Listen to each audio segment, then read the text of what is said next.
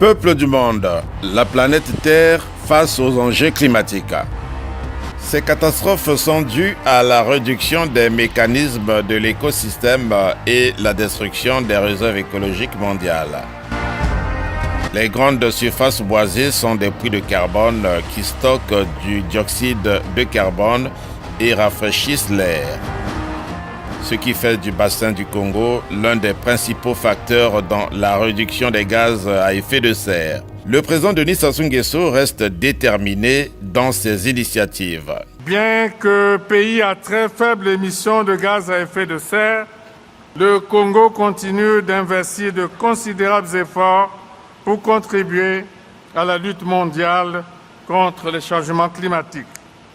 C'est fort de cet engagement que j'annonce la création d'un fonds bleu pour le bassin du Congo, dont l'objectif est de renforcer le développement économique durable de cet espace géographique qui contribue de manière significative au maintien des équilibres géoécologiques de la planète. Mu par la volonté de permettre au peuple congolais de se souvenir et d'assumer pleinement son histoire, l'écrivain-chercheur Michel Innocent Péa passe de la promesse à l'acte en disponibilisant au peuple du monde ses ouvrages intitulés « Vision verte de Denis Sassou Nguesso face à un monde en danger et aveugle, évangile du management de l'environnement et du développement durable » et le Fonds bleu, mécanisme de financement et de gestion du bassin du Congo pour la protection de l'environnement mondial.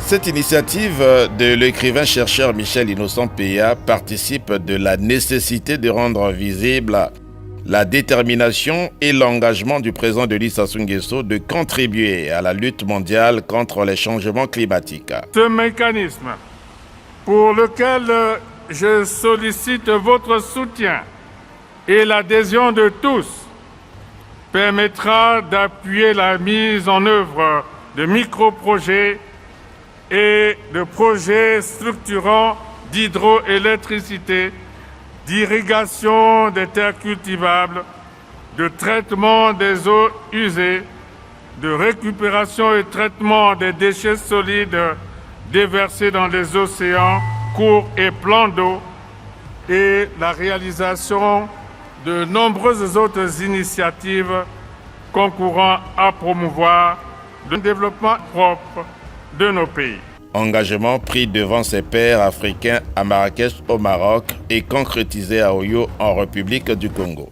L'histoire, complice des grands événements, retiendra que le 9 mars 2017, ici, dans la paisible ville d'Oyo, a été signé par vous, mesdames et messieurs, le mémorandum d'entente pour la création du Fonds bleu pour le bassin du Congo.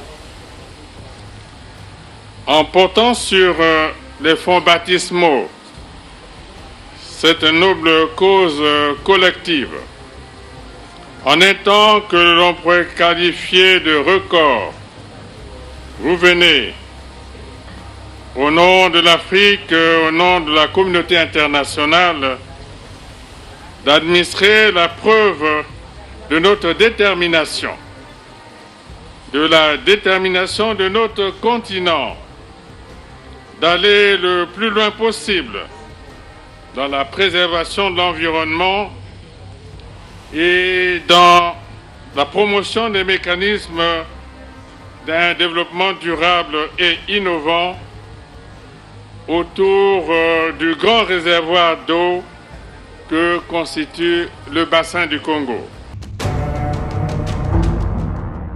Le Fonds bleu n'est qu'un instrument au service de cette ambition africaine. Et j'ai eu le grand honneur d'être reçu par son Excellence le Président Sassou Nguesso. Et j'ai vu sa vision et la projection qu'il a par rapport à cette région et à cet espace et au-delà naturellement de notre continent. Et j'ai mesuré combien ce projet lui tient à cœur. Et j'ai compris combien son leadership, aux côtés du leadership des différents chefs d'État, des différents pays est fondamentale pour la réussite de cette expérience. Ce fonds constituera un des principaux fonds pour accompagner une région, un espace.